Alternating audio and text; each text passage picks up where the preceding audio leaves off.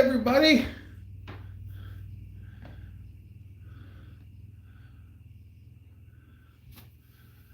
What's happening? Hi, Tom. Hi, Danny. Hi, Ma. Oh, Main Street Mopar. I see Kennan's in here. Welcome, welcome, welcome. Make sure. Oh, yep. I am glad I made it home too. The invisible Dougster. Fox Dude's here too. All right, my nephew Fox Dude is here. Wow. Hi, everyone. No Name Nationals was a hoot, wasn't it?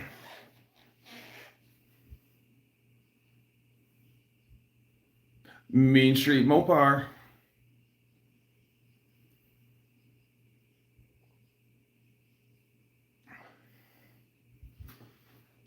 I cannot believe that I drove. I thought I just had a tire, like I pitched a tire weight. It didn't shit.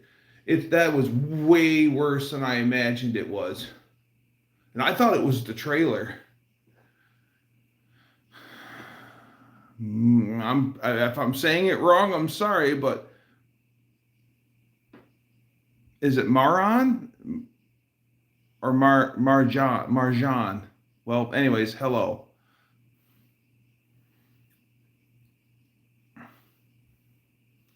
But oh yeah, way too close for a tire. Could merge. Okay, Marjan.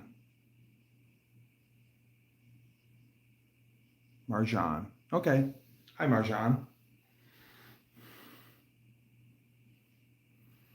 It really was a close call. Yeah.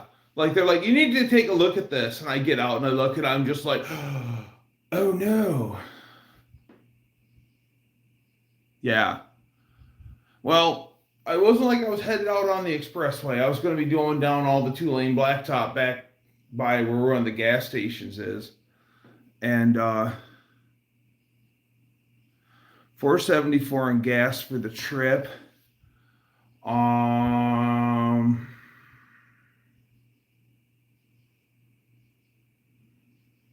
Trying to think what I spent in fuel. I think it was 140.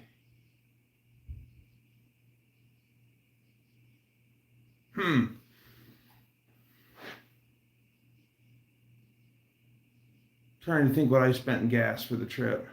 Well, anyways, I got better mileage going coming home than I did going in because I was cruising 70 the whole way, except where you have all I-57 has 55-mile-an-hour construction zones. And then what sucks is you go through this long construction zone and it's like construction zone ends and you resume speed and 3 miles ahead, literally 3 miles ahead, another construction zone. Slow back down to 55. Man, that got old. But I noticed, because I always have my economy thing on my display, on the overhead display on the Ram. Well, I noticed when I was cruising at 55, my mileage went way up. And I'm like, well, I use it in tow mode. And I thought that the MDS didn't work in tow mode. Well, it still does. So now I keep it under 65 and I was getting like 13.4, 13.6 going from Michigan to Missouri. And I was getting 15. The best I did was 15.4 coming home. But once I got out of Indiana, and started hitting Michigan where we've got grades, and my economy went down to 14 something, but I still got way better mileage coming home. And I cruised mainly 64 all the way home. And just watching the economy climb, that was pretty cool. So I did, well, 13.6 to 14.4 or 15. 15.4, 15.6. I picked up 2 miles per gallon just in slowing down 6 miles an hour.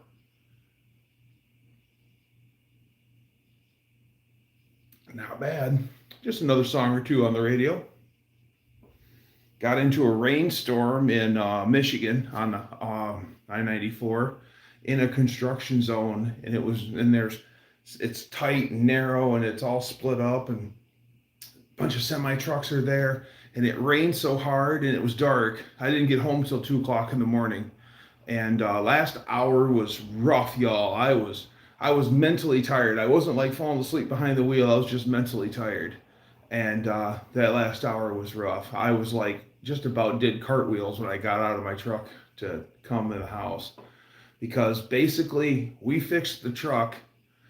John Wilburn helped me go to town, get parts. He bought me lunch too at Subway, and then I ate my chips and I drank my drink, and we went to the auto parts store and we went to the hardware store. And we got back. Oh, gotta mute that. There we go. So we get back and then slam the truck together. I leave there, go straight to the gas station, fuel up, pull off to the side under a shade tree, eat my sandwich, and then from there I drove all the way to Rantoul, Illinois. I did not stop.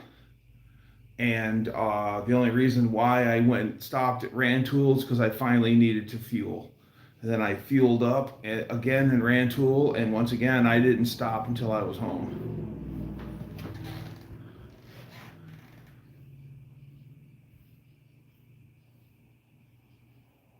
Hot dog noodles? Didn't even know you could make noodles out of hot dogs. Yeah, Ken got the NNN clock in my camp. Presented by Rich 220.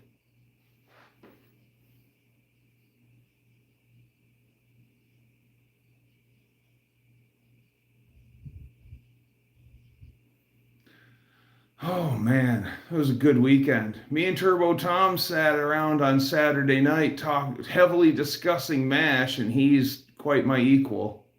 That was pretty cool. Tom got waist deep in the lemonade. Just lemonade. And then old Mean Street Mopar, he got real heavily into the Faygo Pop. Just Faygo Pop.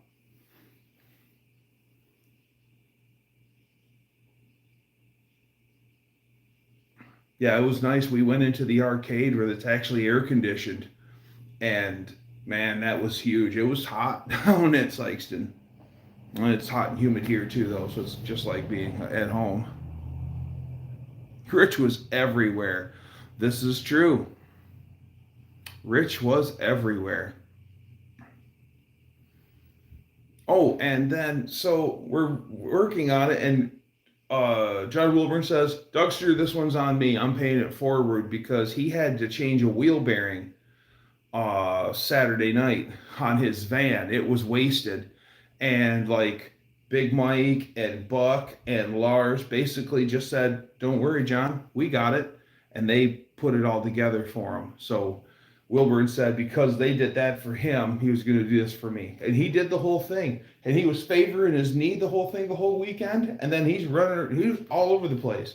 Obviously, his knee was feeling better. But yeah, what an absolute champion. Very cool.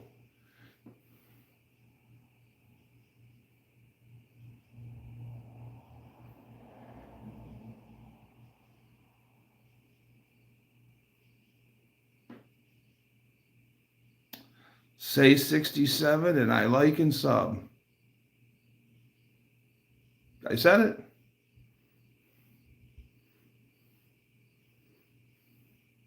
What's going on, Frank?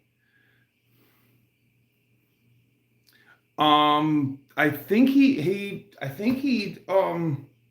just did it walking around mowing the lawn. So just think about this. Now that he's lost a considerable amount of weight, how bad would he have injured said knee if he was still all that much heavier? He must have just stepped wrong on it or whatever. I knew a guy that hyperextended his knee, like folded it the wrong way, just a little bit. And how that messed him up for a minute or five. I made it home, Dutcheroo. Yes, Dutch. It's a good day for the Dutchman. He got himself a newer ride, and it's sharp as frig.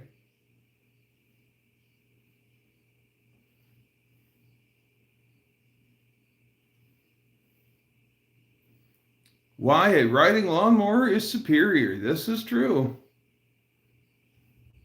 Mowing on an incline, yeah, where he couldn't. The coolest thing I ever seen for mowing on an incline is this guy had a John Deere tractor and he had a hydraulic motor and a reel put on it with some rope. And then he's got your regular push behind lawnmower. And then what he does is he pulls forward and then he hits the lever, which makes the reel go to the left, which lets the line out. And it's on top of this big steep grade, and the push mower goes all the way down. And then when it hits the bottom, the rope just lets go and reverses and goes back the same way, the same direction, but now on recoil. And then the guy, when it hits the bottom, he just pulls the whole rig forward. So he does a swat down and a swat back, and just lets it go. I seen that. I'm like, that's pretty impressive.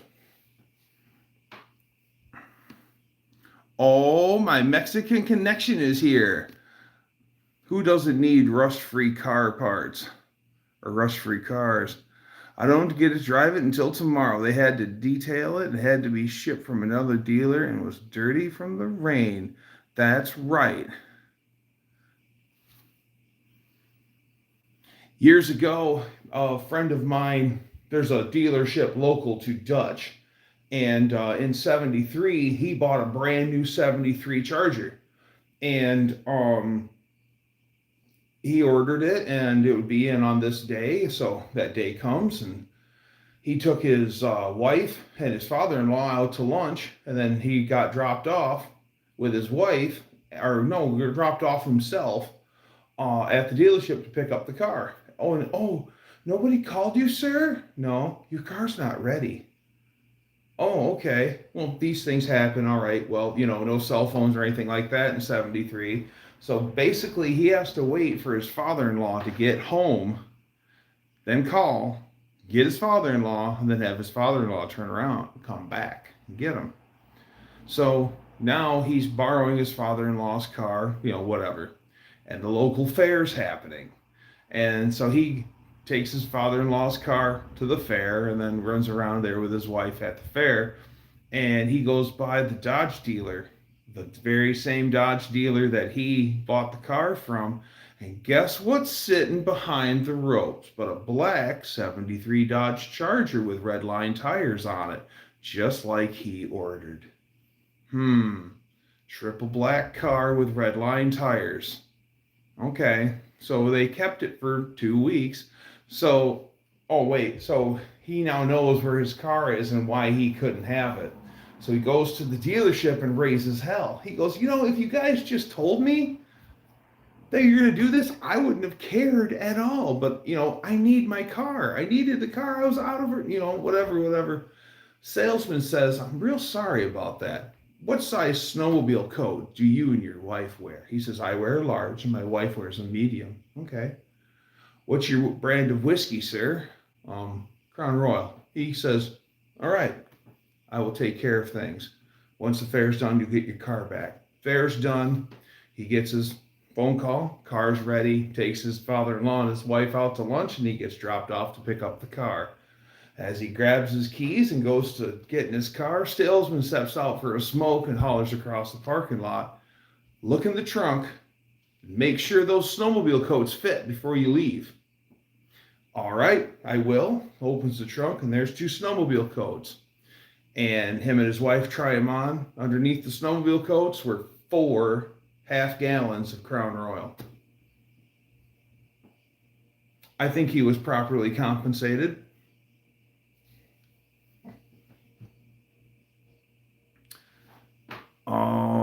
Bombay Gin.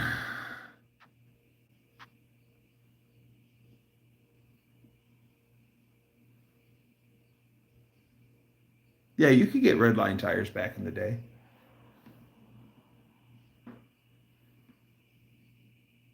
Oh, cool. Good Good job, Unfinished. Yeah, that mower is pretty cool.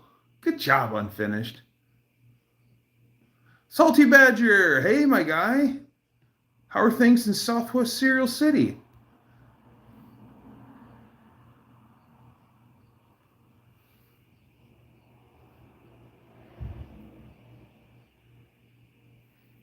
A video with Jamie Tanner and you singing will be out there forever. Yeah, it will. Thanks. I thought we did good. Well, I didn't know what Jamie was going to sing. And then he started in. I'm like, oh, yeah, I know this one. And by a stroke of luck, just the fact that I was announcing the slow bike race and we were killing time before the official meetup, I just happened to have the microphone in my hands. And so it's like, oh, they're playing, and well, let's let everyone hear this. It worked out great. That was a lot of fun. And I thought we harmonized pretty damn good. When we bought the 2015 Ram, it was the week my daughter was born. They didn't have the warranty work done before wife into labor, and they gave us a loaner journey, and we went to the hospital in it.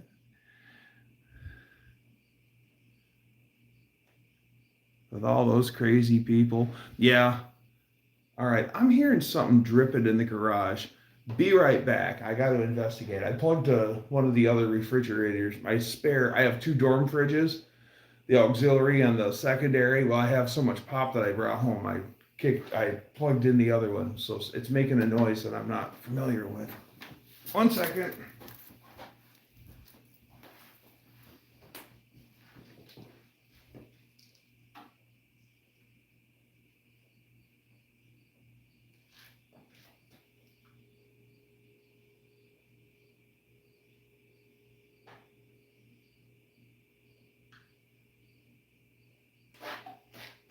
Okay, I'm just crazy. It's just, I'm not used to the second fridge running.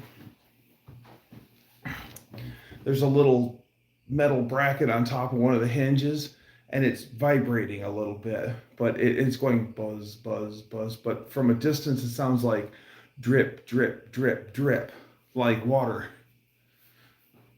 All right, so now I know crisis averted.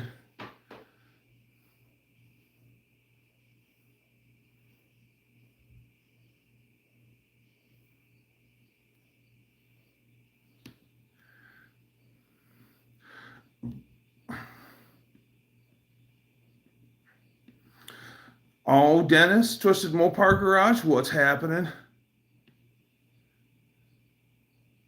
Yeah, he did. Jamie did a real good job. The owner personally delivered it to the hospital and swapped me keys. He ordered us balloons in the labor room and sent us diapers to the house. He didn't have to, but that's how you get lifelong customers. That's right. That's right. You know what? It only took 15 minutes out of his day to make someone else's day, and they remember stuff like that, for sure. Took the trade on a 19685 Cadillac. Wow. I've never seen a 19685 Cadillac. Superior hearse with 12,000 miles on it. Oh, cool. In 85, it still had the original dual ring white wall tires. They were used for 1 year only. Oh, wow. Tires alone. People are after that stuff.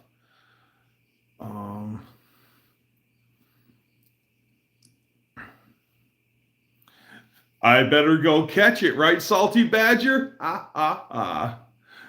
No, I don't have Prince Albert in a can, but I do have Aunt Jemima by the box. Starting the 1965. Sorry, I was just kidding. I figured it was something along a superior. When you said superior coach, then I know that's old.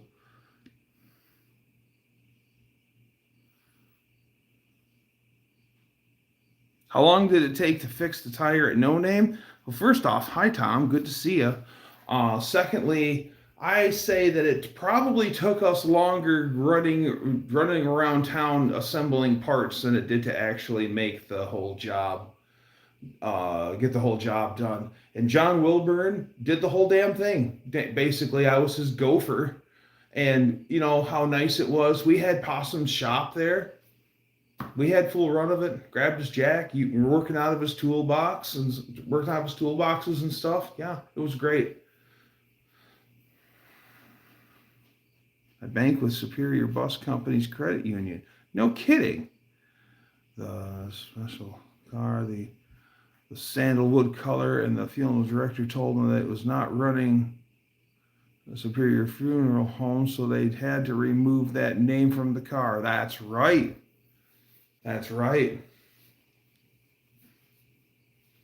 The hearses are cool, and I've actually heard about some car clubs long ago, like in the 80s and the early 90s, that car clubs were actually going out and having a hearse part of the fleet for the car club, because you know what better to send your friends out in than that. And yeah, there was a lot of that, but I don't know. Ari, good to see you, my friend.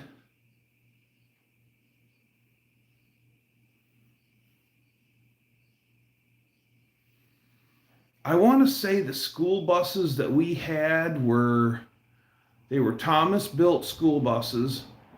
Yeah, they were Thomas Bluebirds,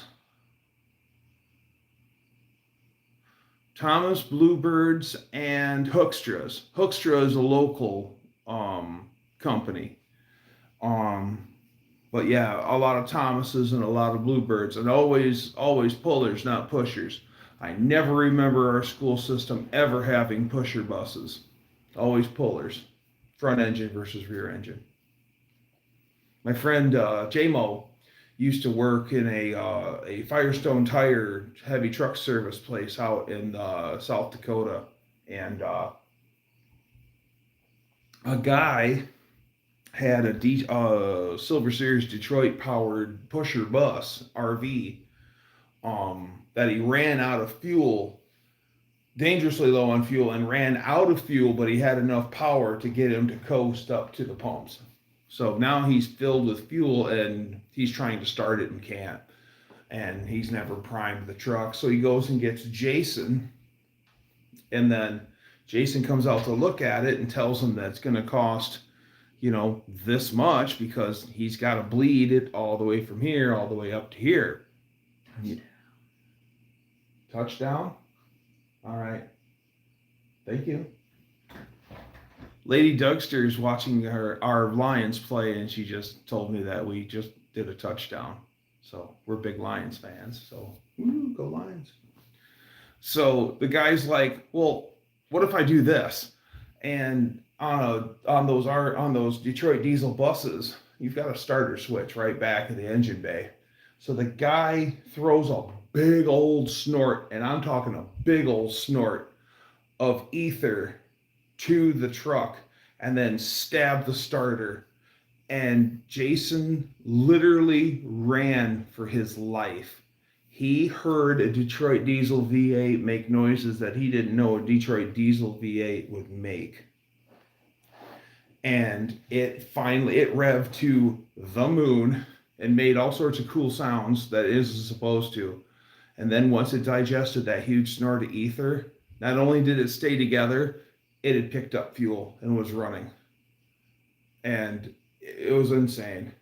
My friend Jason's like, I was scared. I was running for my life. Hey, Hulk. Hulkster. Tales from the ether can. Oh, yeah. You want to talk about tales from the ether can? All right. Old truck drivers would be going uphill and the truck is slow. Well, they used to have the air cleaner on the driver's side. They didn't put it on the passenger side. So what the driver would do is he'd grab the old ether can and stick it right out the window and start spraying the ether right into the air cleaner. We'll get up that hill real fast. Woohoo! I wonder why they put the air cleaner on the passenger side.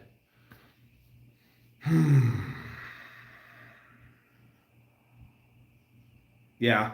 Ether is dangerous. Jamie from Dead Dodge Garage, I think, blasted a piston out the side of a block using ether. Ether's some serious stuff. Use sparingly. Hulkamania is running wild in the garage. Well, all right, brother. Brother. Remember when Hulk Hogan had the hot dog Viper? It was that dark red and it had the yellow wheels and yellow accents on it. It looked like a hot dog with mustard. And that was a cool car back in the day. I never cared for the yellow, but a lot of people are like, oh, that's so cool. I've always had such good luck with ether. My last ditch solution, but it always works. Yes. Junkyard Dig uses carburetor cleaner to start cars. That can't be good. Well, I mean, anything flammable will work. But Junkyard Digs has also gotten themselves in trouble because engine degreaser is in the same style of can, and they grabbed engine degreaser by accident and thinking that it was carb cleaner, and then they spray that down a carburetor. Wait, oops.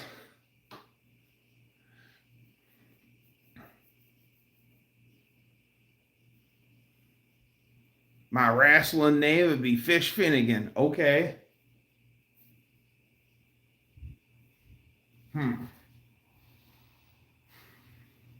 Okay. Tales from the ether can. Old semi trucks used ether pellets. Some of them even had onboard ether systems where you got like a propane bottle's worth of ether, and you actually had a bracket for the ether on the firewall of the tractor, and you just threaded it in, and then you had a trigger on the dash where you could give it a couple ether hits before she lit up, so you didn't have to carry the can with you.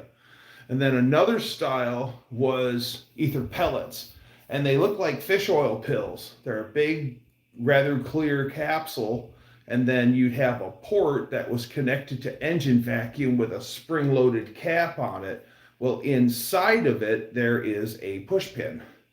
And then what you do is you take an ether pellet and stick it in there and then press it in with the cap, and then ether would get sucked into the engine for a cold start.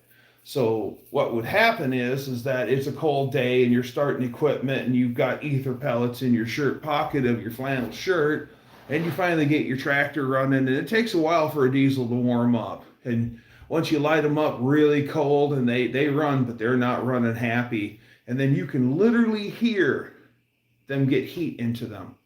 And as they start to warm up, they start to cheer up, and you can hear them like, finally they'll just be idling away. They're warm enough, they're happy, and they have a happy sound to them. Everything's harmonious. So, it takes a long time, and then the truck's cold and everything. So now you're driving and you got your heavy coat on, and finally starts to make some heat, and it takes a long time in the winter. And then you end up taking you already took those ether pellets out of your shirt pocket and you threw them up on the dash in the truck. And then you're peeling off your coat finally, and everything's cool, still got the heat chooching. You're driving along. Well, eventually some of those ether pellets, it may not be that day either, but eventually those ether pellets will get down in the right spot, and then they'll rupture. And then at any time, all of a sudden you've got this big cloud of ether in the cab, and you're like, holy crap, and you're rolling down the windows and stuff. Yeah, good times. Don't light a cigarette at that time, boy.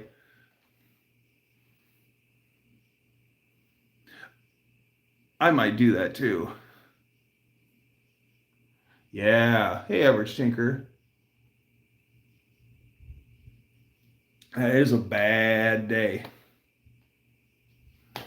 Sounds like fun, Tom. I got into telling the story. Model T meetup at Hershey. Oh, yeah. You need to, yes. Do that. Doesn't wash out your cylinder walls if you use too much. I'm sure the ether would too. I know the gasoline will.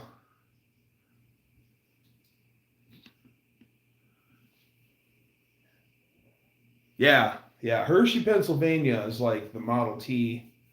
Uh, who was it? Wayne Carini. Was his father was a Model A guy or a Model T guy? I think he was a Model A guy.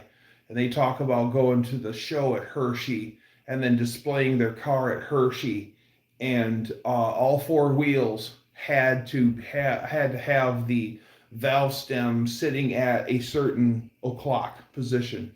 Could not be. Cousin Cletus, good to see ya.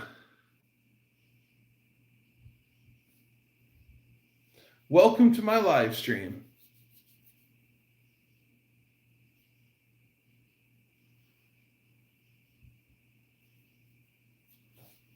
That's really cool. Oh, it's nice to see some new faces in here.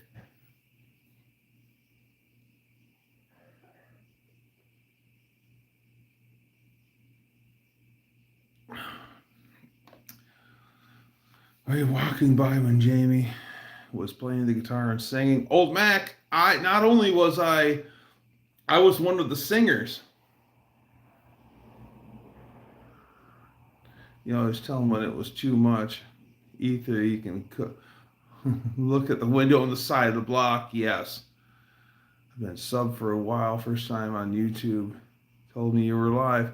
Well, no shit, Cousin Cletus. Thanks, man. Yeah. Well, good. Finally, they told you. Oh yeah, ether's some way nasty stuff. Now it's not related to ether, but it is related to the intake of an engine. I'm over at a friend of mine's repair shop, and I brought them something they needed, and so I bring it to them, and then my friend they've got a dump truck in the bay, and he's got this stoner deadbeat as a helper. And this guy's always just like I'd swear to God, he goes out on breaks quite often. He's always high as a kite. Anyways, so they've got the hood open on this. It's an old international semi dump truck. And they got the air cleaner out of it and the pre-filter out of it. And he just wiped his hands off with a red shop rag. And then he stuffs it in his shirt pocket, and so it's sitting there, and just the tail of it is sitting out of his shirt pocket. And we're talking a minute, and he goes, "Just a minute, we got to get this thing I got to see if it'll start." And then so he looks at his partner. His partner's already up in the cab, light it up. He lights it up. Okay, it runs. Okay, he goes, modulate the throttle. Vroom, vroom, vroom, vroom, vroom, vroom, vroom, vroom. And while this guy's doing that and he's gunning the engine on this tractor, I'm watching the tail of that red shop rag do this. And I was about ready to say to him, hey, you might want to do something with that. Right up into the intake it goes. And the guy's like playing with the radio and looking out the window and revving it up. Now he's like, oh, shut it up. We're both like, shut it off. And of course, he's still playing with the radio, and vroom, vroom, vroom has the radio up so loud he can't hear us. Vroom, vroom, vroom, vroom, vroom, vroom. Finally, we run around, beating on the truck. Shut it off. Shuts it off. Things aren't good. Later on, I get the full report. There was red shop rag. It wiped out both sides of the turbo. And there was red shop rag all the way down inside, like shoved, like you took red shop rag and pulled it through the valve and stuff. Yeah, some of it actually passed through and went out down the exhaust. It wiped out the input impeller and the output impeller. That's an expensive shop rag. There was even rag wrapped around the cam somehow. It's like, how do you do that? Especially at the burnout competition. I didn't know if you were just gonna get out of it and like remote control make it do burnouts or something. I didn't know. The electric cars are so weird, especially if you're at the big end of the track, because you're used to usually a high winding engine screaming down, and it's the electric cars on the big end is just it's cutting air, so it's kind of it's weird. All right, I'm gonna. Oh, Pan Pan! Hello, hello, hello! Hi, hi, hi! I knew my Tesla was a favorite car, but the taters were a hit too. Oh yeah, everybody loves the potato. Dope. What's happening?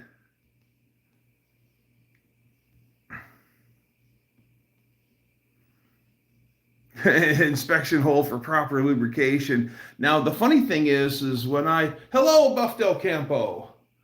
Um, when I was in tech school, I took, or they called it the vocational Votech Center. Who we spent 20 hours rebuilding the baler. Guy from another crew left the water rings and 6-inch hydro line and hacked the pipe up. Shit, his boss was ready to kill him.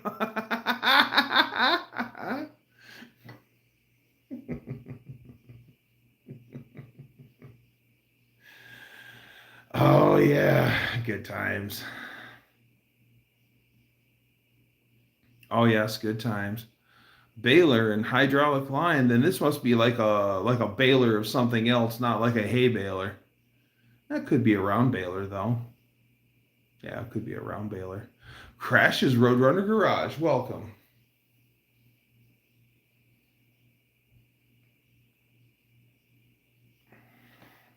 Man, Jamie, it was cool seeing Jamie in the flesh. I really like his build. I really like. It was really cool to meet him. I like the fact that when you meet someone and they're just like the person that they portray themselves to be, that's great. And yes, someone said that Jamie seemed a lot more at home in Missouri than he did in Washington. But yeah, I just think he's just a salt of the earth kind of guy.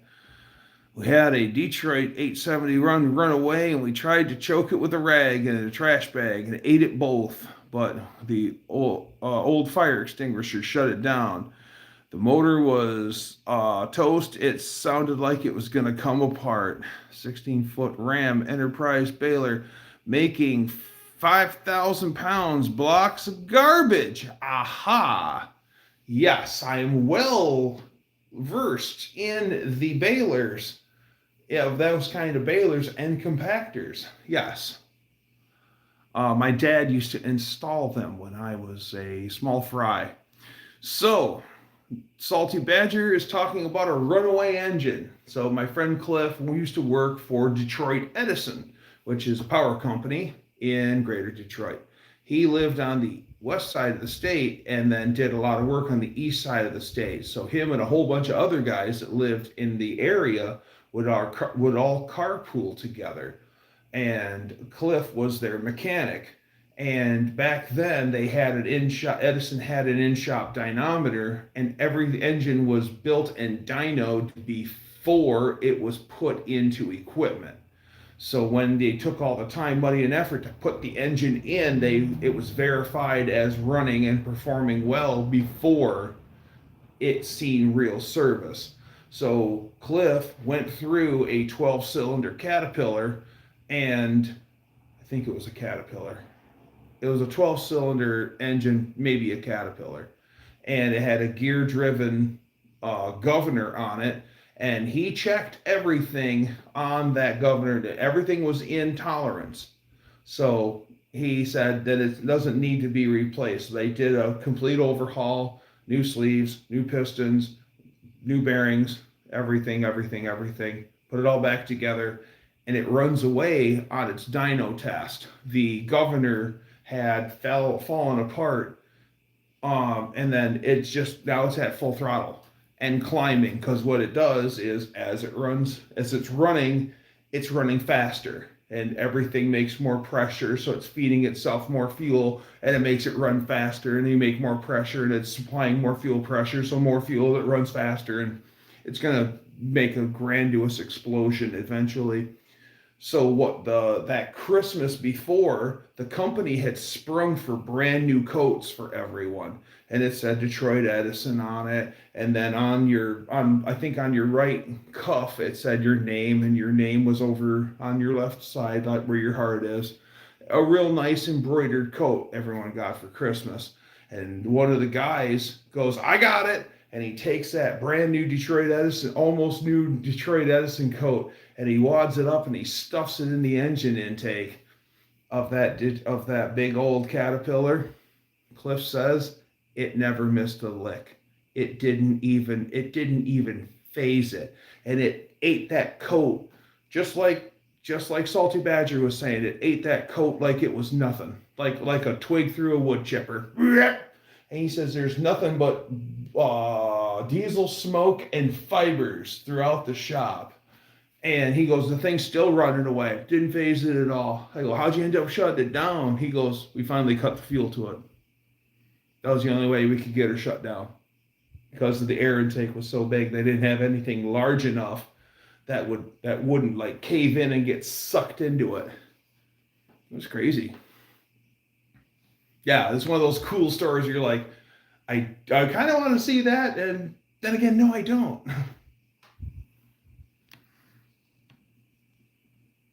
Fuel pumps. Ah. Welcome, Sean. Good to see you again at No Name. Your Z car sounds awesome as always. It has a sound to it that's all its own. And you can tell it's a mean inline six. It's all in how you cook it. I knew you were just using the reverse psych to motivate us. I made a home run of a paradox. Wow.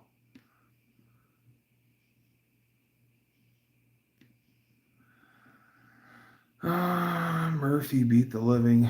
Yeah, Murphy's Law is something terrible. I went back and looked. The window came undone again? The one that you guys have been messing with this whole time? Man, that window is a bane of your existence. Junkyard D. What's happening? Great seeing. My brother-in-law melted 1.5 feet into the side of the highway with a Isuzu runaway. Holy crap! Buffalo camp with the clipper. Gives you the car with you. You have the air on. You went down the track. Yeah, inline sixes. When I was a kid, an old man actually told me that, listen, you can tell which ones have inline sixes and which ones don't from here in the stands. And I said, how? He goes, they rev the inline sixes higher. So if you hear them really revving to the moon, they're running an inline six, not a V8. Dakota Tang. When you know, you know.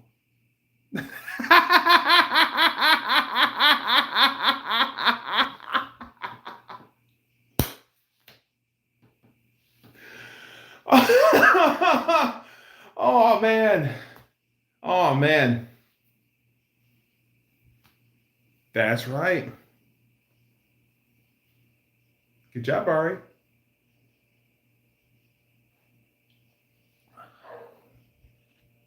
I can't believe we allow Tang jargon on this chat. Whoa. Hi, Jason. Good to see you. Howdy. The minutes we're done putting in the left door and repairing the window regulator, the left rear door, and then one immediately broke. Man. Tang disorder.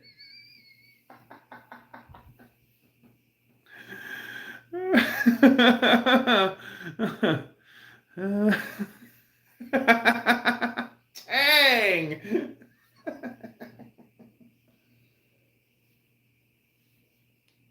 I mean, it's been to the moon. What have you done? It's Tang. Astronauts drink it. Astronauts drive Corvettes too.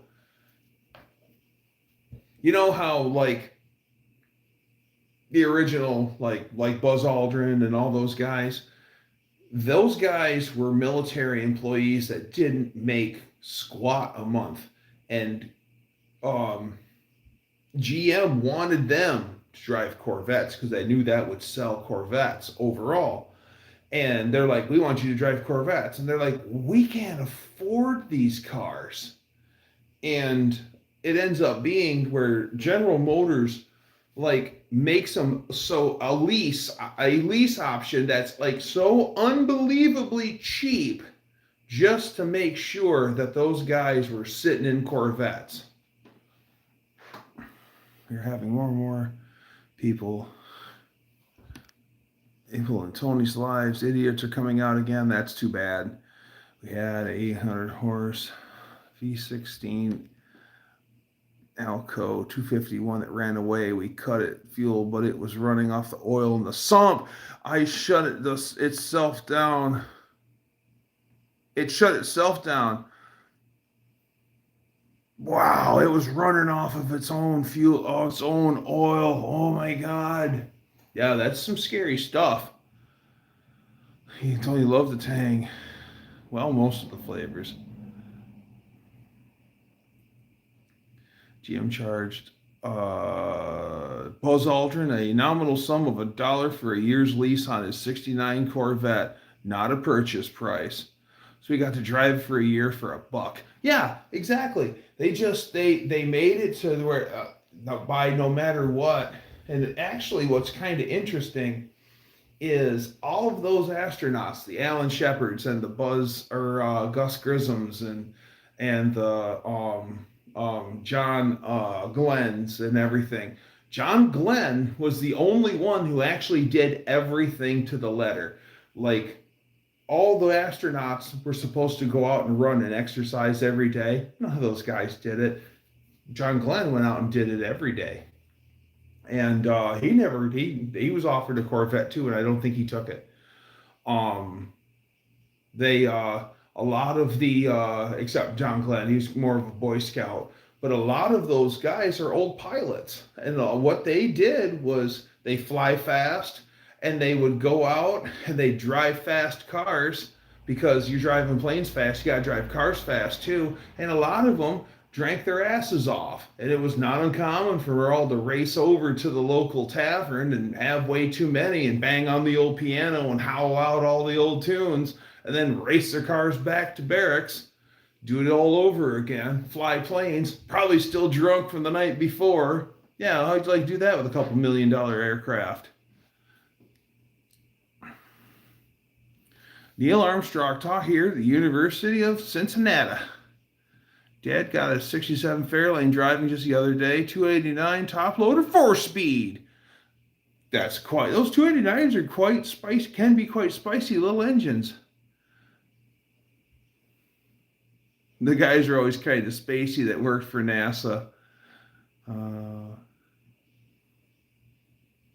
What's a hangar without a Corvette tucked in the corner, right? Love them 66, 67 Fairlanes. My dad's first car, which he showed me keys to the other day. He still has them after all these years. He has the ignition key and the trunk key to his, what was it? 64 Fairlane 500, 394 speed car. Bench seat with a 4-speed and the 4-speed lever hooked around the seat. And yeah, he punched it out to like a little over 400. And then that's how he met. In that galaxy is how he met Cliff, became friends with our friend Cliff. Dad missed a shift at the drag strip, and he broke a shift fork and then overspeeded that Ford, and he bent like 4 or 5 push rods in his 390, and Cliff helped Dad get the 390 up and going again, and they were fast friends after that. And then what's even better is I was hanging around Cliff. I learned a bunch of stuff from Cliff, and Cliff's son and I are friends still today. We ran together, and oh yeah, good times. Yeah, so Dad still has the keys to that Ford. That's so nuts. He also he bought hooker headers. Now the green bike that like people like Dan really watch my old videos. I have a 72 CB750. Well, Dad ordered because the exhaust had rotted out on the bike, so he ordered a hooker header set for it, and he got sent an information packet with it, and it's got a hooker catalog. It's got a probably 10 inch by 6 inch clear window decal hooker headers. I love my hooker headers. Clear window decal, unused from probably 1975 or 74. Two smaller I love my hooker headers decals, and then two small square B&M transmission stickers, and still in the bag and everything. I was in one of my dad's like good things boxes. In there is a senior picture of one of his old girlfriends, and it's a black and white picture, and she's got the cat eye glasses. He goes, "This is what I used to date, son," before he met my mom.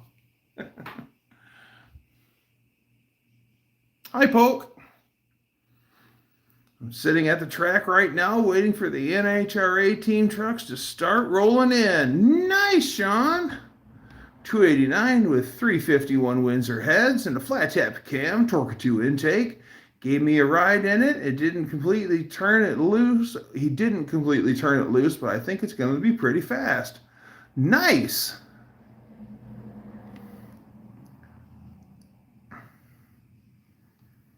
Jet Propulsion Labs. That was an interesting day. Yeah. That is pretty cool.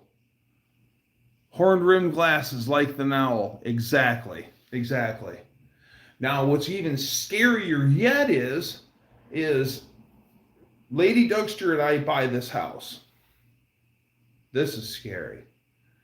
And I'm telling Dad where I'm living. I tell him my address, and he goes, "Where?" And I said, "I'm between here and here on this." And he goes, "You're really close to my ex-girlfriend's house." And I said, "Okay." And he said her name and everything. Well, come to find out, it's this house. Finally, Mom and Dad, for a little housewarming thing, they stopped over to see the house. Dad pulls up in the driveway, gets out of the car, goes, "This is it." And I had already talked to someone down at the local bar about the family that was here, and they had pet monkeys, and they lived in cages between the house and cages out back so they could play. And so I'm like, "So did your ex-girlfriend parents have pet monkeys?" "Oh yeah, those were pretty cool," he said. "So that's this house. You're in it. How crazy is that?"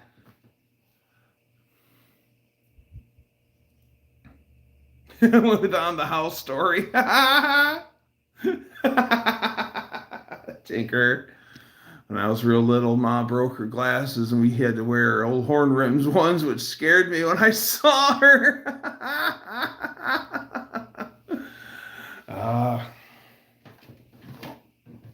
Yeah, that's so crazy when I think that's my ex-girlfriend's house. No, that is my ex-girlfriend's house.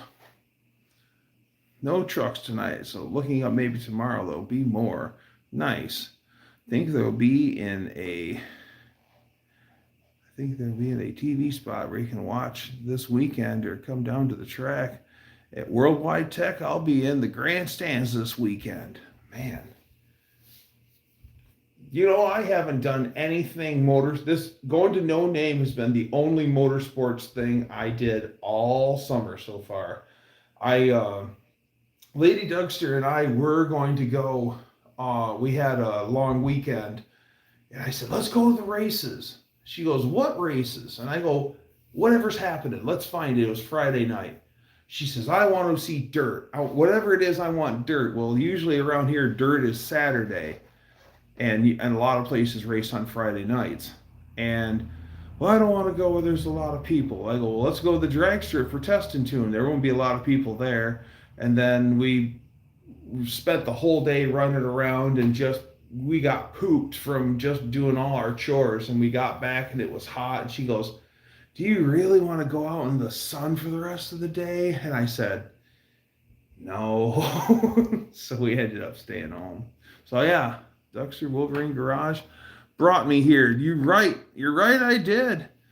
You know, it's special when a guy from Michigan invites you to see a Canadian institution like like Spudnik. Spudnik. Ah, you heard the other Bud the Spud song. Ketchup loves potatoes. I don't like Heinz ketchup. I'm not a ketchup guy anymore. Man, I worked the NASCAR race last week and it was a blast. I had never been to a dirt track race. I missed the demo derby at the county fair over last month. Yeah, I've been so busy tying up loose ends because like last weekend was county fair and or just not that long ago was county fair. Usually September 11th is in the heart of fair time. And I just didn't have time. I was tying up loose ends, getting ready for here and everything. But we have the off-road demo derby. And what it is it's crash and dash, but you turn right. You go fast and turn right because they don't want the driver's door, someone to turn left, or sorry, turn left and then be able to get hit in the driver's door. So they make it you go fast and turn right. And that's pretty interesting. And everyone runs. And there was this girl, she had her Grand Prix, and it was actually still a really nice car. And for whatever reason, she couldn't turn the car right. It's a real tight paperclip oval. And what she would do is pull up and stop on the track and back the car up and then pull forward again. And she did that on every corner. And how she didn't get absolutely smoked 100 times during her few lap race is beyond me. I've never seen anyone stop, back up, and then go again.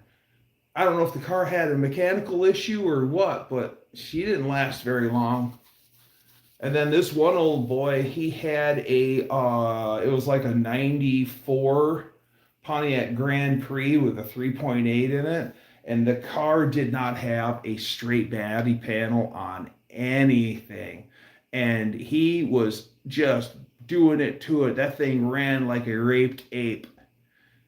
And so me and my friend Eddie, the last time we went for off-road demo derby, which was a couple of years ago now, me and my friend Eddie, we play at the heat races. We play pick your pony. We put $1 on your winner, and then so the whole time with every heat race, money's flying between you and the guys. It's always fun because 1 second somebody will have $20, and then 3 races later you're out of money and everyone else has got it. And it's actually a lot of fun, and that guy was like a shoo-in. Every time he got out on the track, he won.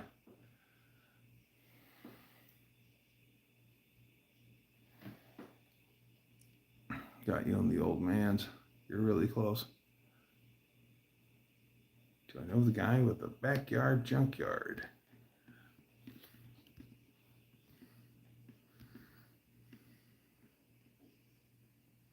Otsego Motorcycle Show? I didn't know. Otsego, Michigan?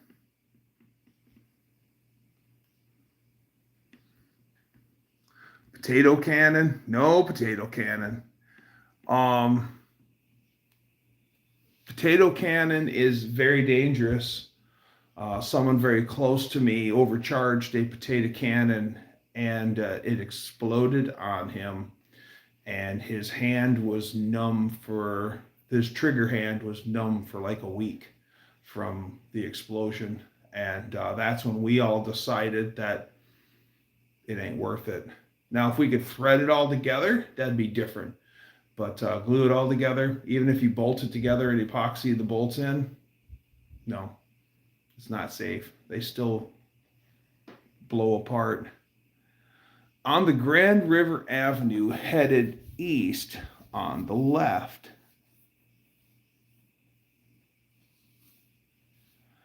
On Grand River Avenue headed east on the left. So Grand River Avenue will eventually take you over to Lowell.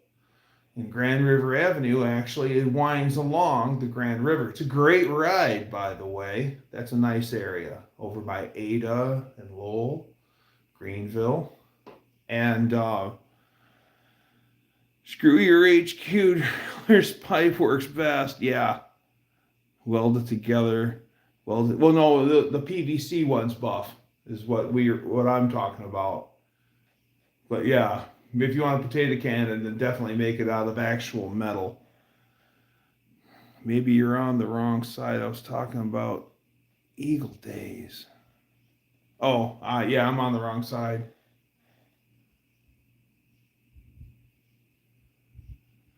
Dodgy driller friends. Oh, that's right. Dodgy is a yeah, to be dodgy is to be kind of iffy, sketchy. Since post with summer potatoes. Summer potatoes. Some are here, some are not. All right. Everyone talk amongst yourselves for a minute. I'm going to grab myself another glass of disodium or dihydrogen monoxide.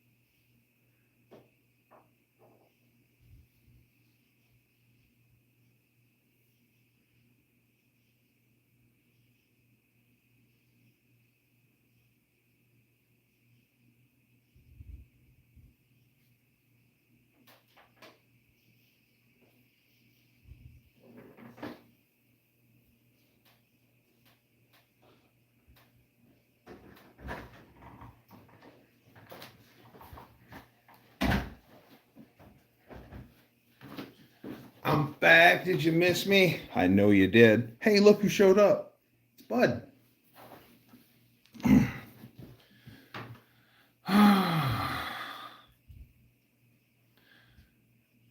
I'm pacing my gin tonight. Good tonight. No blackouts. That's right.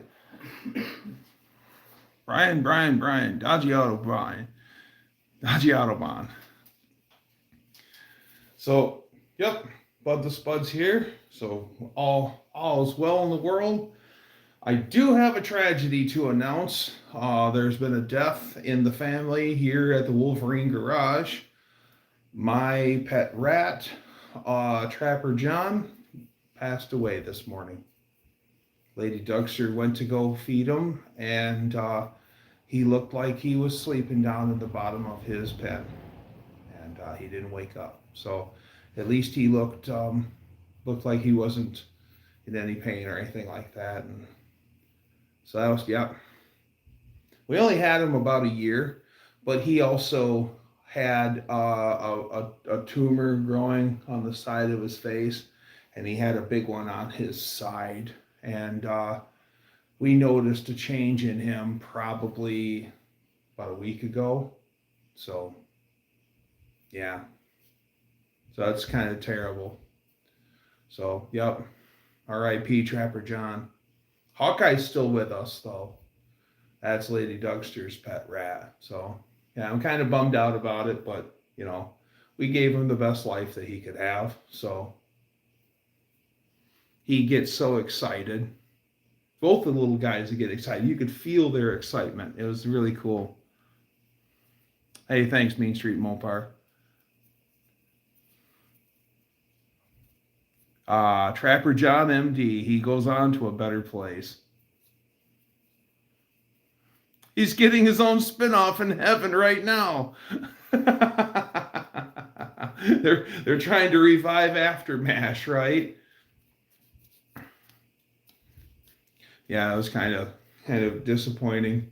I got in super duper late last night. It was like 2 o'clock in the morning when I finally made it home. After like I left Sykeston at like 3 something in the afternoon, like a little after 3, and I did not stop for anything but fuel. I literally drove an entire tank of fuel. I drove from Sykeston to Rantoul, Illinois before I stopped the truck. I did not. The only reason why I stopped is because I needed more fuel. So I made I fueled up in Sykeston, fueled up in Rantoul, and I came the heck home. The last hour, y'all, was horrible. I was mentally tired. I wasn't physically tired. I was just mentally tired. And that was hard. You know how my heart soared when I pulled in my driveway? I'm like, I made it.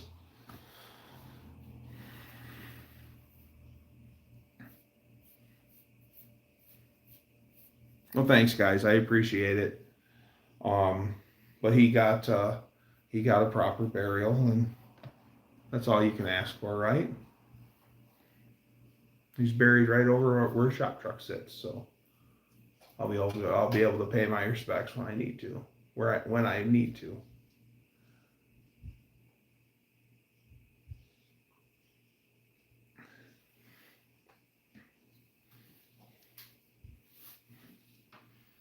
Went to LA via Omaha.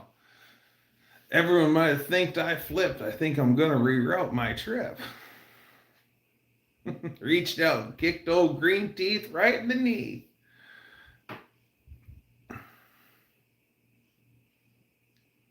Our old Falcons had 43, then 33-gallon fuel tanks. Wow, why a 43-gallon tank?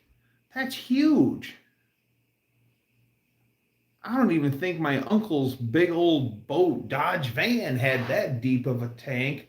Oh, we all went on a family vacation. I think I'm a senior in high school, so this is 1995, winter of 95, 96. And we went up north to our family cabin, and then there was a wrestling tournament in Traverse City. And then we went from where the family cabin is to Traverse City for the wrestling tournament, and my cousins were wrestling in it. Well, my one cousin had to ride the bus with the team, and my cousin missed the bus. And my uncle, because we were supposed to pick him up in Traverse City and bring him to the cabin. So now my cousin's at home all by himself. He's a high school student. So if I'm a senior, then he's a junior. And my uncle is a really laid back guy, and he was in a realm of PO that I very rarely had seen him in. And he's like, turns to my other uncle and he goes, "May I borrow your van? I need to go get him." And he's like, "Sure, your dad's going to be here for a while, right? It's a tournament." Yeah. We're going to be here for the day. Go ahead. So my uncle jumps in the van and he drives from Traverse City, Michigan, all the way down to where they used to live, which is probably 3 hours and 2.5 at the least. So yeah, Uncle Dale's back, and he says to my uncle, he goes, "Man, that Dodge has got a deep tank in it." He goes, it was running low on fuel, so I stopped into the station and it took $33 to fill it. My God, how do you pay these gas prices? We would celebrate. That thing had an over 30-gallon tank in it, but we would celebrate $33 for a tank of fuel, especially 30-something gallons. Yeah, but that was my God. And he goes, "Oh yeah, she's thirsty too. That's the even better part." You know, that era of Dodge, mid 80s, Dodges, they weren't known for the economy. They were known for running, but not for their economy. They did 9 US mag MPG at 100 miles an hour. Rantoul, I live back there. I thought you were talking about Rantoul over the past weekend, Buff. Yeah, I got gas at Rantoul.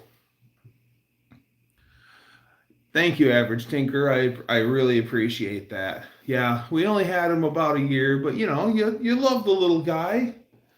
And what was really cool is when we'd be chopping up vegetables for salads or whatnot, and then like, oh, we got to give some to the nickname for our rats were the Stinky Bottom Boys, and got to give some for the Stinky Bottom Boys.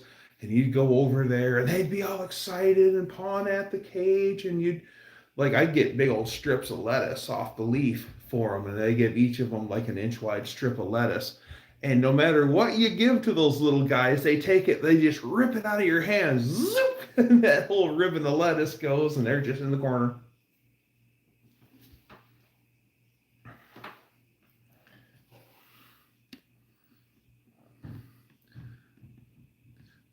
Thank you, Average Tinker. I do appreciate that. 2 normal under wheel well tanks doubled up, welded together with a spare on top. 1970 to 1979. Good time to have a big tank Ford sedan. The Falcon Outback Ute in 96 has the 33 tank option. Well, yeah, good cruising range there. Toyota Prado had a 43 gallon tank option in 1996. Great for Australia. Wow. Never even heard of a Prado. I rode around in the red and white mid-70s extended cab Dodge pickup in the mid-80s. My old Ford bucket truck had dual 30-gallon tanks to feed the 460. My dad had, for just a year or two, he had an 86 Scottsdale in navy blue with white wheels and dog dish hubcaps and grandpa running boards. And it was a clean truck. And the guy bought it because him and his wife were snowbirds. They summered in Michigan and lived in Florida. So the truck always left Michigan in good weather and then sat in Florida and then all winter. And then in the spring, they'd come back and they lived out of their slide-in camper in the back. Well, my uncle bought the slide-in camper, and then my dad ended up buying the pickup. And that had a 350 turbo 400 in it, but that had twin 30s on it. And that was a lot of fuel. Feed the 460. Feeding the crew, yo. I had dual tanks, but I never got that part working. Never got the tailgate to open either for selling it off. Yeah. Or you finally fix it just before it's sold. That's even worse.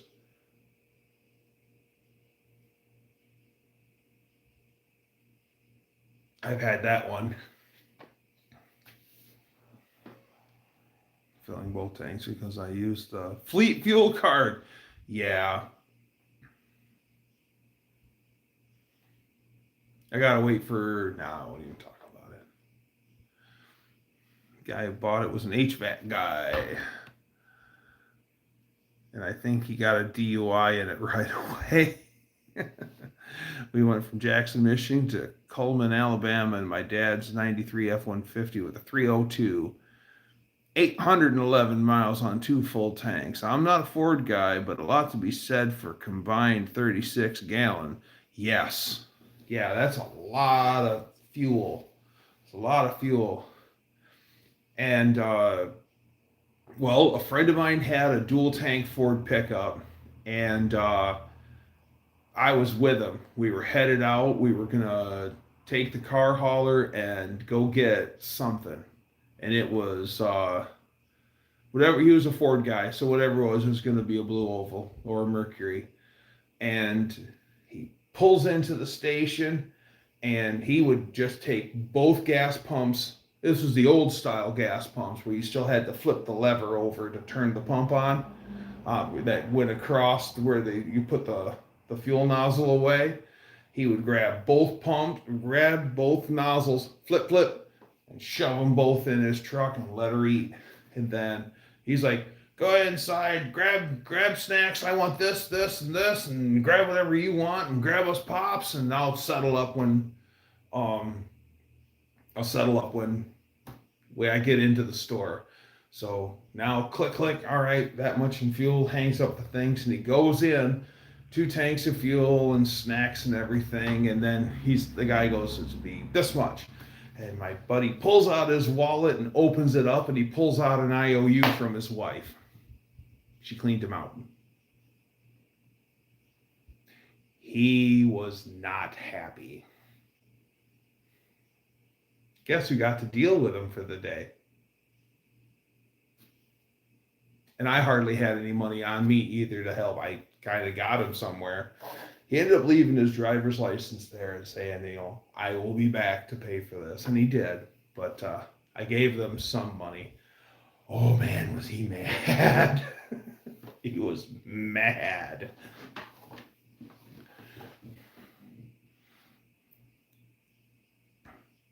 Good night, Max. Good to see you.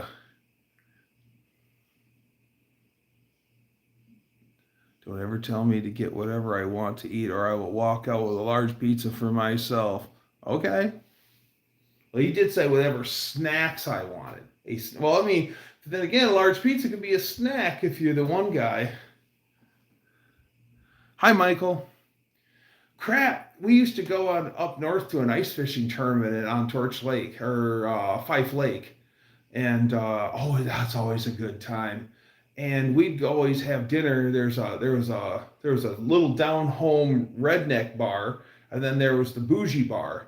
Well, we'd always go and have dinner at the bougie bar, and then we would go walk up the hill to the redneck bar for the rest of the evening, and because you just couldn't afford to drink at the bougie bar. But the food was excellent at the bougie bar, and for all the years that we did it, this one guy would eat an entire large pizza to himself, like an 18-inch pizza, thin crust pizza. He'd put the whole thing down, eat a whole pizza, sit there and eat a whole pizza to himself. I thought he did it as a joke the first time. And then the next year, he ordered the same thing he did the year before and put that down too. It's like, and he's skinny as a rail. And then later, when we all finally go back to our hotel room and we're all drunked up from the redneck bar at the top of the hill, and he's sitting there going, crap, I could have a snack right now. And I'm like, you ate an entire flipping pizza and you say you could have a snack? Holy crap. Fat thumb that one. Never ate an 18, but I ate a 16 countless times.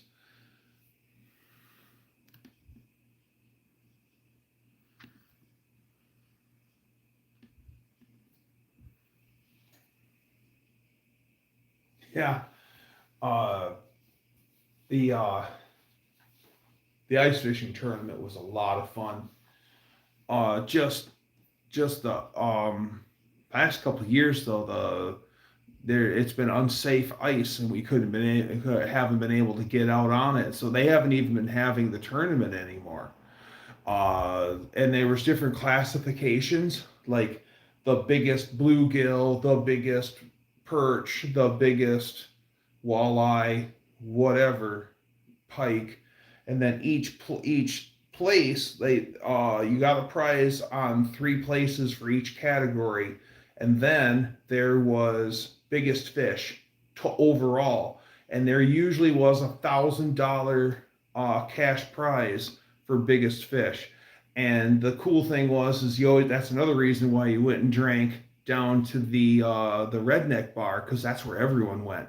And then so always the guy who won the top fish prize would be at the redneck bar buying everyone drinks. Woo! He's got money to burn now. And woo! Round for everyone. And the guys would buy multiple rounds. It's a little itty bitty bar. And so when I go to the redneck bar, they would always they had a permanent special where you got an 8-ounce draft beer and a Bloody Mary, and they made their own homemade Bloody Mary mix in-house. I watched them mix it up one day when I was hanging out there, and that was always good. Yeah, a little draft beer and a Bloody Mary is actually pretty good. And no, I would actually alternate sip this and that because sometimes you drink your cocktail out and pour your beer in it. But there's also brew Marys where you just do poor man's Bloody Marys. It's just beer and tomato juice. That's actually pretty good too if you like tomato juice. One time I drove this. I'd done this on her Accord, and she bought a bunch of pizza. There was a bunch of us there, and I ate a thin crust 10-inch pizza all to myself. Wow, they were thin crust, so you can eat more of them. This is true. No, medium is almost too much for me. Yeah. Well, I don't like getting to the point where you're just so blessed full that you can't even move. You're so bad, and I don't like being that full anymore.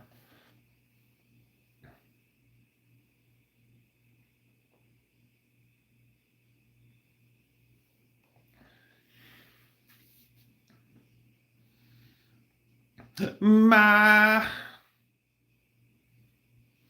It was good to see everyone.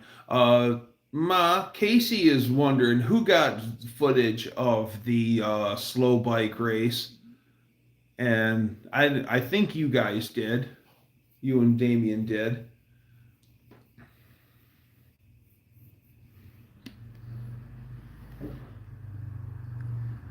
My friend used to drink a full case of Michelob while we cruised Telegraph Woodward and Gratchett in his 72 Skylark. A whole case of Michelob. My God, I don't like being too full anymore. When I was younger, I loved that feeling, and now it's to see the feel. Yeah, you just feel like, you just feel. I don't like being way too full. It's just you feel like a lump. Don't want to do anything. Ray got most of it. I got some. Okay. Man, the monkey bike race was so much fun just to have the guys compete. And we were actually on the drag strip. And I actually had the microphone. I'm actually announcing it. And then, so the whole time, I'm calling up the monkey bike contestants. And then this little guy, he's 8 to 10 years old. His name's Colton, on his bicycle. And he asked me, can I ride my bike in the race? And I said, sure. I'm not going to turn him down. And I quick run over to Junkyard, and I'm like, what are we going to do? And we were trying to think of something for the little guy to do. And then finally we decided, I thought maybe set up the cones and make him a little road course to run. And he says, no, let's have him run. So no other kids were there. Shane Polito had to leave early, and he took the kids with him. So they were already gone. I know if they were there, they would have slow raced Colton.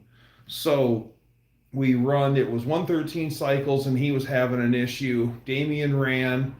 Casey from Jack Stands and Cinder Blocks ran.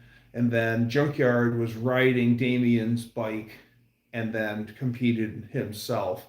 And then Casey ends up winning the whole show, and we don't have a competitor, but I'm not going to turn down the little guy. So I go up to him and I'm like, there isn't anyone for you to compete against, but you're welcome to go run if you want. And he says, I want to take on the champion. And I said, well, all right. And I go talk to Casey, and we lined up. And he ran, and he pedaled his bike real slow and kept it in the lane. It was really cool. And the little guy won too. He won.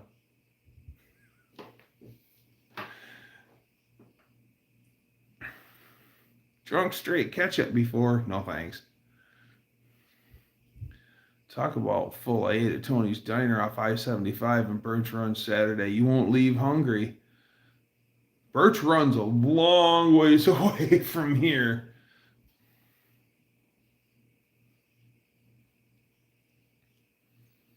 Lots of bacon there.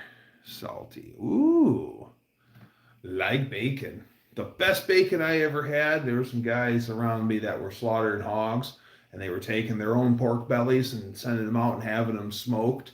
And then they were selling bacon and on the slab. So when you got a pound of bacon from them, it was unsliced. So it was just a little bacon slab at a pound.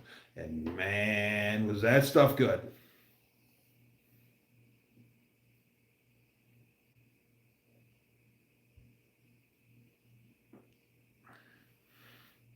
"80 miles one way to Birch Run." It was a great race, Dougster. Oh, it was, wasn't it, Dino? Yeah, that, I'll tell you what, my heart soared. When that little kid said, "I want to take on the champion," I'm like, "Kid, you're awesome. Good for you." My heart just soared for him.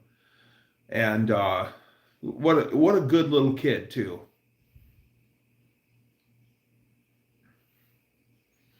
Yeah, that was actually a good time.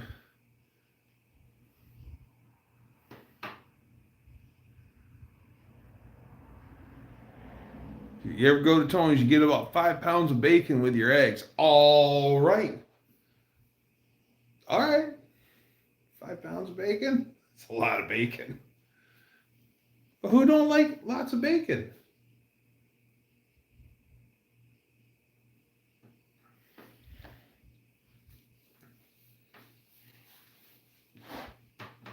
Yeah, I like good bacon.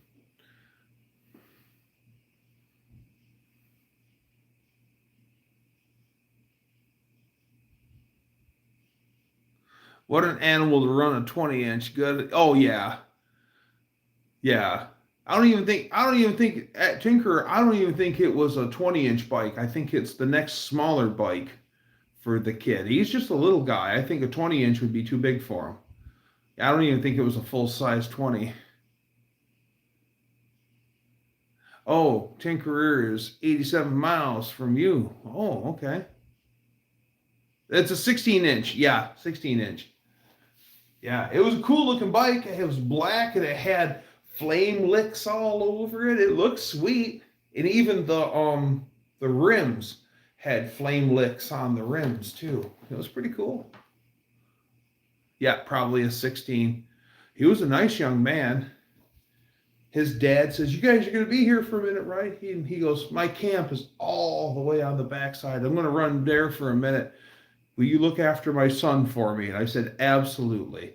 And I walk over to him, and his dad's right next to me. I'm like, "Hey, buddy, your dad's going to be going to the camp, and then you're supposed to stay here with me." "Okay, okay." And then off his dad goes, and then no more than his dad's gone, he turns to me and goes, "I'm going to go get myself a drink at camp." And I said, "No, no, no, no. You stay here with me."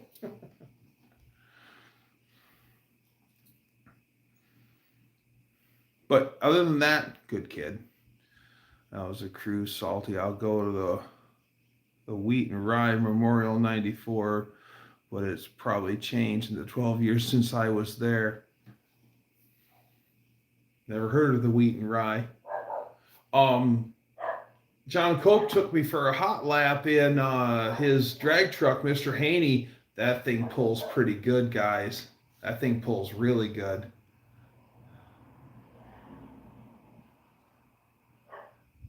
Drove Huron coast to Mackinac, then down Michigan coast home. Nice. I'm from Romulus. It's across from the Metro Airport.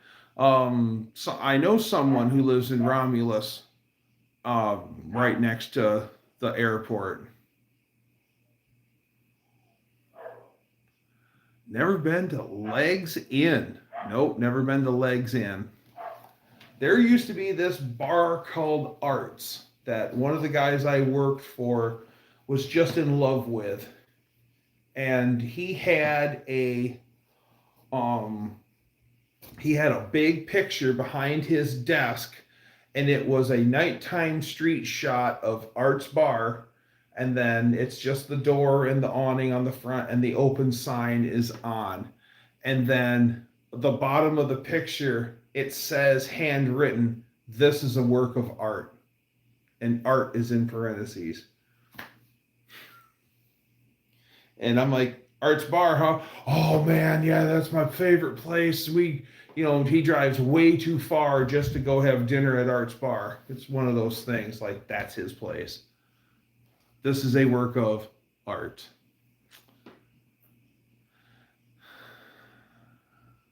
Was there Saturday in Cross Village. Just like Austin and Garrett, they did.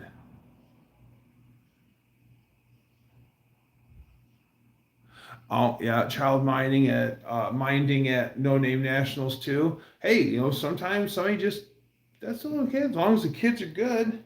That's all I care about. Wow, y'all, we went through a boatload of Fago Pop, or I went through a boatload of Fago Pop on Saturday, because I always bring a bunch of pop for everyone at No Name anyway. And it's, if you're in my camp, I'll send you. There's the cooler full of pop. You know, cheap Fago. I try to buy the flavors. I buy good flavors, but I buy flavors that I like. So if I ever get stuck with it, I'll actually drink it. And so everyone's going and drinking pop out of it. And then I decide for community supper. At first I was like, what am I going to make for community supper? And I'm like, duh, pop. Nobody's going to bring something to drink. So I just loaded up my cooler, packed it down with ice, got everything good and cold, took it over there. And when I finally went after supper and the slow bike race and everything, and I took my cooler back, there was 3 pops left. The entire cooler of pop went. And everyone had a pop at dinner. That's all that mattered. Even Buff had a root. Yep, he drank a root beer. The root beer is actually pretty good.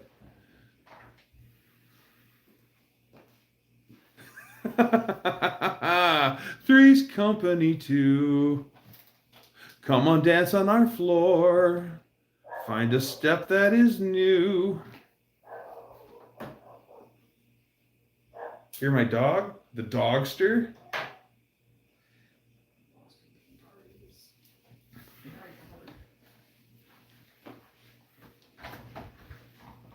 Yeah, I usually grab. I was limited on the flavors because they had a big special earlier in the summer, and they had cases and cases and cases of pop. And then over the summer, everyone picked through it and took all the good stuff. Orange usually is one of the ones that is a big seller, and there was no orange, and there was a crap load of peach, and I'm like, I'm not bringing everyone peach. So I got them standard stuff. I got root beer, twist, rock and rye, which is a cream cola like Big Red Soda. Twist is like lemon lime. And then I got, Red Pop, which is a strawberry soda.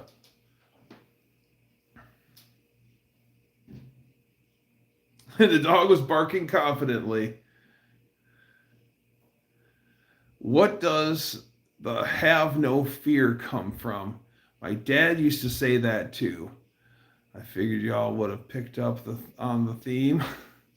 Well, the have no fear really for me is Underdog, the old Underdog cartoon. Have no fear, the underdog is here. And I just kind of just said, have no fear, the Dougster's here. That's what it really is, because first time my friend Freckle heard it, he goes, Underdog? Yeah.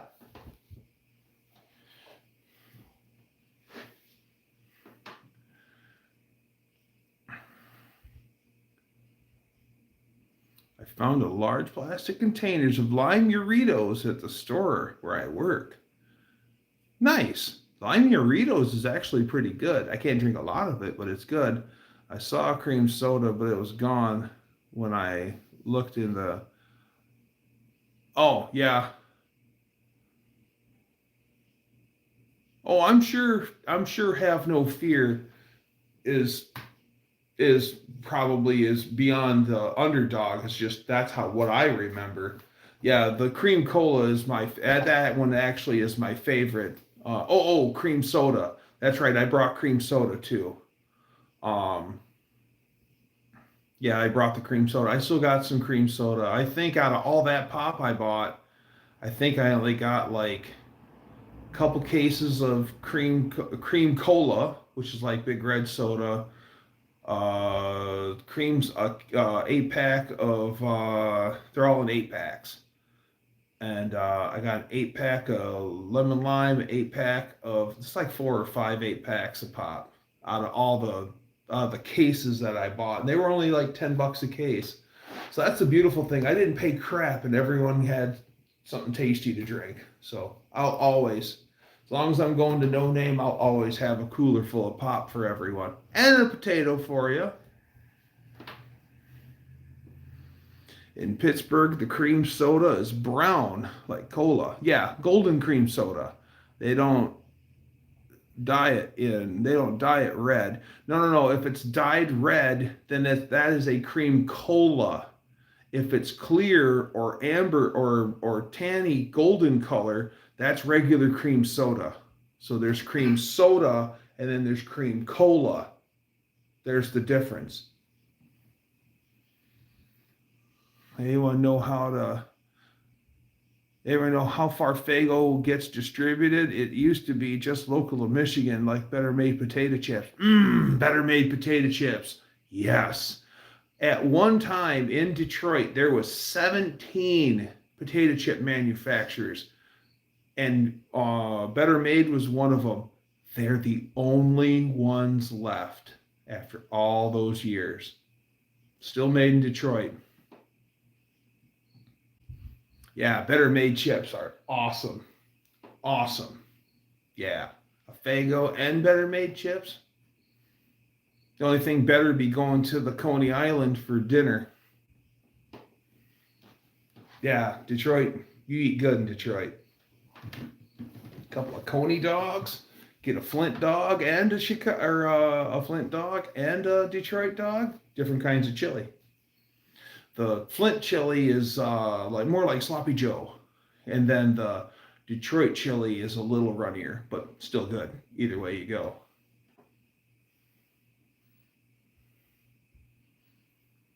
Underdog aired October of '64.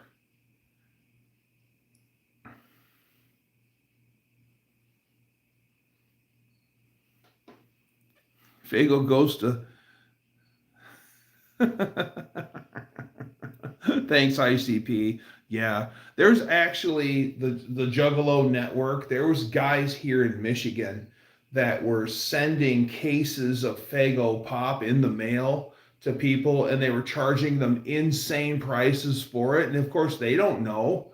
So sure, whatever you pay, they'll pay like 3 times face value for the stuff, and then pay to ship it on top of that just to have Faygo. And it's like, really? You can get a 2-liter for $1 still. I think Faygo Faygo used to have 3-liter bottles. Do they still have 3-liter bottle Faygos? I don't see it. Okay. Lady Dougster's having a smoke. They used to make 3-liter bottles of Faygo. They were big. And then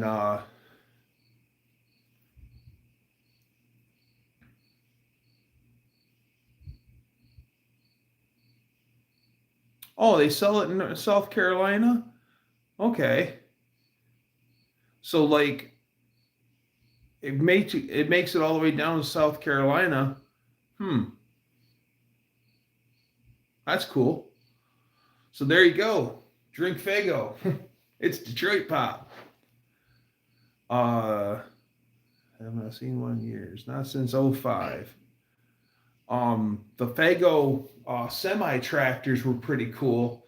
You'd see, especially on the east side of the state, you'd see the Faygo actual semi tractors, and then the airfoil had a light built into it, and then they had a Faygo light up Faygo not advertisement, but the company logo of Faygo. But it was lit up on the airfoil of their they were Ford tractors. They were like '88 Ford Louisville 8000 tractors.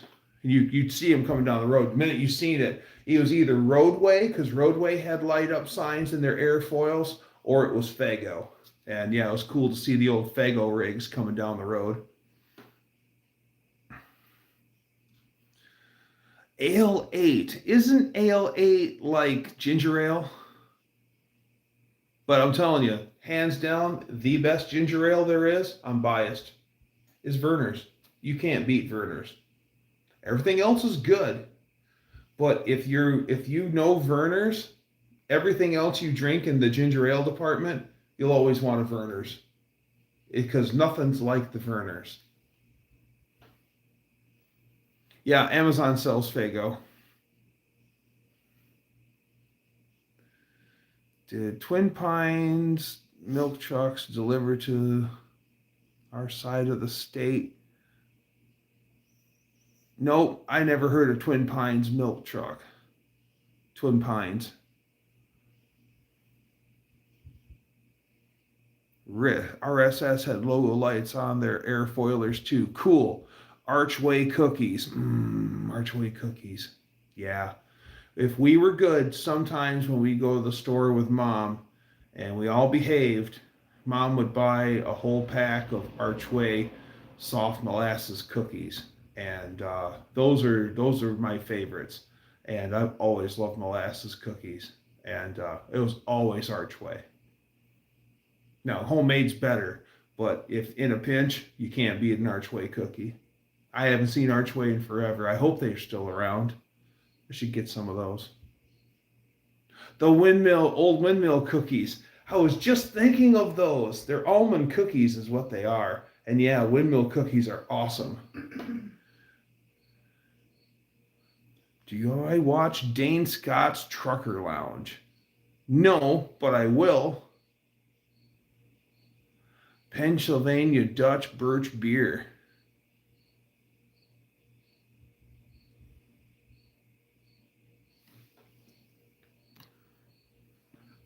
Plant's closed here in town.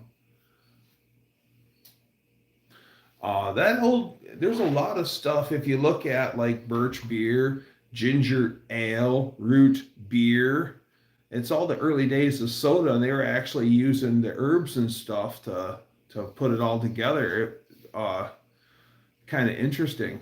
That is all kind of alcohol based, but it's not. But they were still making a beer, even though it wasn't alcoholic. There, a lot of the, like Grand Rapids, Michigan is known for, it's like Beer City, USA, and a lot of those breweries were also making their own root beer. And I could go brewery hopping just to drink root beer. I love good root beer. Ray was all excited. He grabbed himself a root beer out of the cooler during supper, and then he was my line judge for the slow bike race, and he's like, "Thank you for the root beer." He's like, I'm looking forward to that after the race." Connor just absolutely did cartwheels through the No Name Nationals pits when he tasted Red Pop, which is strawberry soda. He's like, "I'm a strawberry soda fiend," and he was like hitting it. And I was gonna give him some just cause. Well, Connor, for whatever reason, wasn't gonna make it, and he asked if he did get a care package, if I could give it to Ray, which I did. I gave him a couple 8-packs. And now that I know that Ray's a root beer guy, I'll probably give him a little care package too. We got a guy down in Mexico that sends a guy from Tennessee Tang. Whoa, that's right. That's right. Mexican Tang, where it says Tang, senor.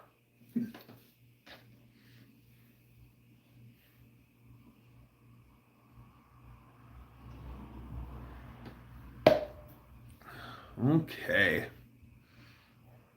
Well, we've been on for an hour and 46 minutes, and I am going to go to bed early because I got to be up early for good old work. Vacation's over. Back to the grind.